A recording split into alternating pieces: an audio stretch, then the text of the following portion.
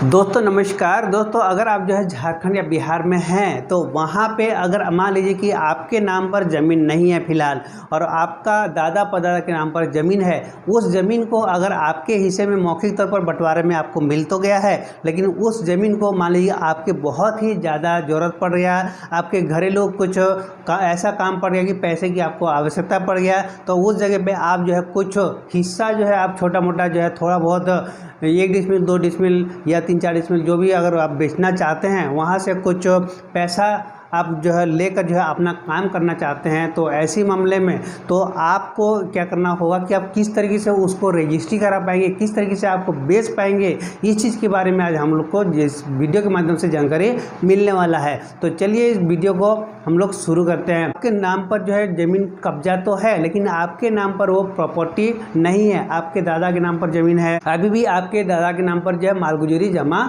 हो रहा है।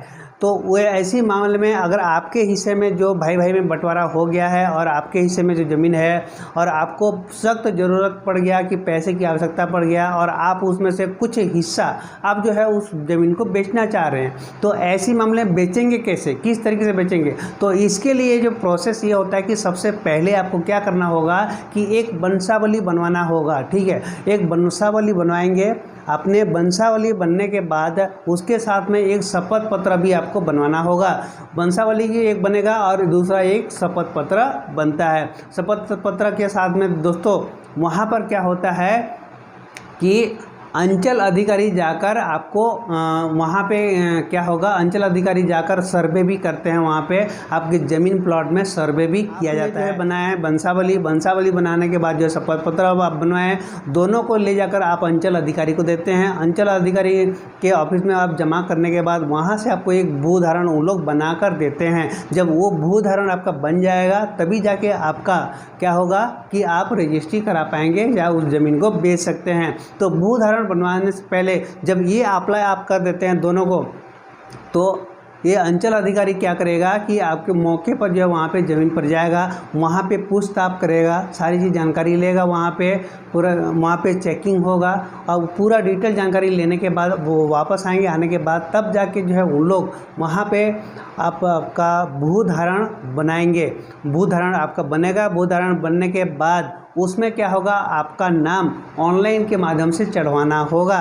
तो ऑनलाइन के माध्यम से जितने भी आपका ज़मीन आता है, जितना हिस्सा है, सारे चीज़ें चाहे तो आप जितना ज़मीन का बेचना चाह रहे हैं उतने का ही जो है आप भू धारण बनवा सकते हैं। पूरे ज़मीन का अगर नहीं बनवा रहे हैं तो आपने जितना ज़मीन बेच रहे हैं बेचना चाह रहे हैं उतने ज़मीन का भी आपको भू धारण बनवाना ही पड़ेगा।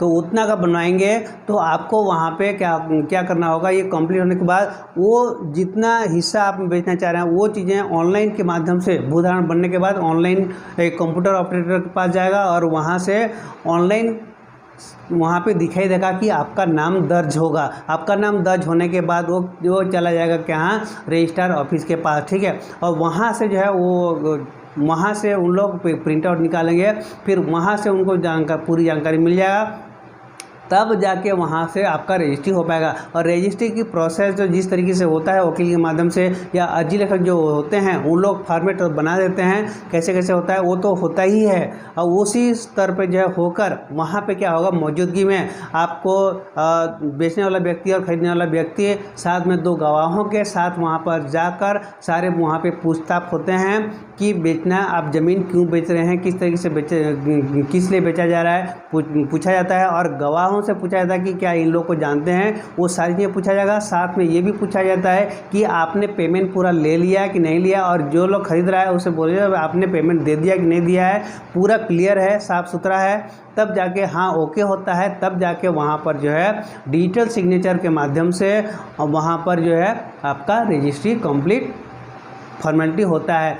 और रजिस्ट्री हो जाने के बाद एक और काम रहता है जो कि दाखिल खारिज बोलते हैं। वो जो क्रेता जो खरीदता है ज़मीन, उसका काम रह जाता है कि वो 1 महीने के अंदर या 3 महीने के अंदर उसको जो है दाखिल खारिज करा कर जो है अपना नाम पे वो करा लेता है, तब जाके जो है वो ज़मीन वो ले पाता है। तो इस तरीके से दोस्तों अगर आप जो है बिहार या फिर जो आप झारखंड में हैं और पुश्तैनी की ज़मीन है, आपके नाम पर वो ज़मीन नहीं है, तो उस ज़मीन को इस प्रकार से आप लोग उसको सेल कर सकते हैं या बेच सकते हैं और अपने उपयोग में ले सकते हैं। दोस्तों आज के लिए इतने ही, फिर मिलते हैं नई वीडियो के साथ। तब तक के लिए आप सभी को मेरा तहे दिल से नमस्कार।